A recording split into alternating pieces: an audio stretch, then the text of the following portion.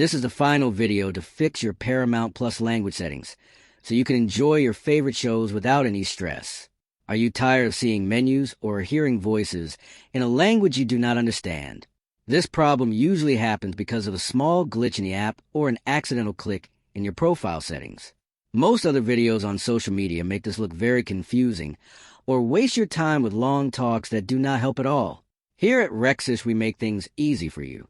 There are 4 proven methods to fix this language issue right now, and I guarantee that at least one of them will work for you, even if your screen looks completely stuck.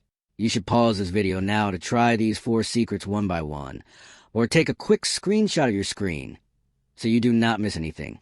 Do not worry about the hard parts, because these steps fix the problem every single time.